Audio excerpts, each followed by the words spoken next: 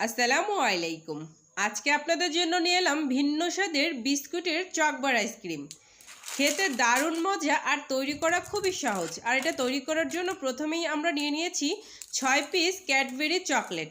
এখন এই চকলেটগুলোকে বের করে নিচ্ছি। এখন আমি 4 টেবিল চামচ গরুর দুধ দিয়ে গরম করে এই চকলেটগুলোকে গলিয়ে নিব।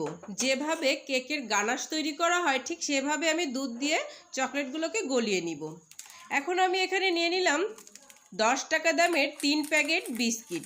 এখানে আপনারা যে কোনো চকলেট বিস্কিট নিলেই হবে। তার সাথে নিয়ে নিয়েছি 1 গ্লাস পরিমাণে দুধ।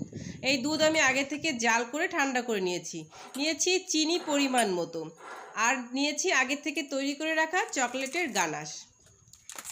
এখন আমি চকলেটের দেখেন প্যাকেটটাকে কেটে নিচ্ছি। অবশ্যই আপনারা ভেতরে ক্রিমওয়ালা চকলেট বিস্কিট ব্যবহার করবেন। যে কোনো ব্র্যান্ডের বিস্কিট আপনারা ব্যবহার করতে পারেন। দেখেন আপনারা ওভাবেও বিস্কিটগুলোকে বের করে ভেঙে নিতে পারেন। আমি যেভাবে প্যাকেটের ভিতর ভেঙে নিচ্ছি এভাবেও ভেঙে নিতে পারেন। তাহলে আপনাদের ব্লেন্ডার মেশিনের প্রয়োজন পড়বে না। আমি এখন হাতের সাহায্যে খুব ভালো করে সব বিস্কিটগুলোকে ভেঙে নিলাম।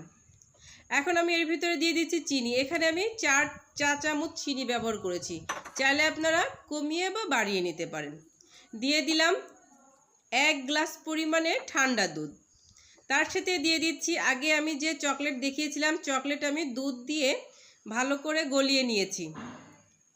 এখন আমি সব উপকরণগুলোকে একসাথে ভালো করে মিশিয়ে নিব।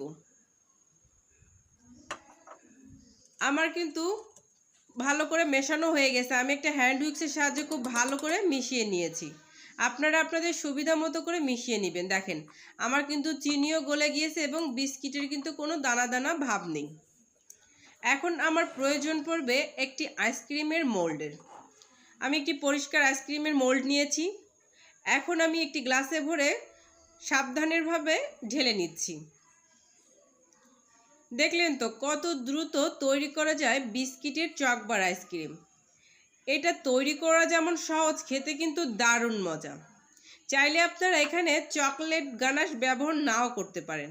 এখন আমি এখানে কাঠি দিয়ে নিচ্ছি। আপনারা চাইলে এই মোল্ডের যে কাঠিটি ব্যবহার করে সেটাও দিতে পারেন, আবার আমার মতো এরকম আইসক্রিমের কাঠিগুলোও ব্যবহার করতে পারেন।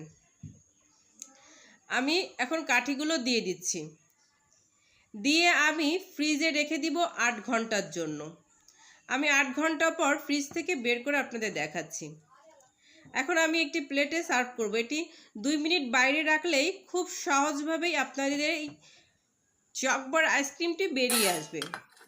দেখেন আমি প্লেটে দেখাচ্ছি, প্লেটে রাখছি একটা একটা করে। দেখেন কত দারুণ হয়েছে। খেতে কিন্তু ভীষণ মজা এবং সবচেয়ে বড় কথা এটি স্বাস্থ্যসম্মত একটি আইসক্রিম।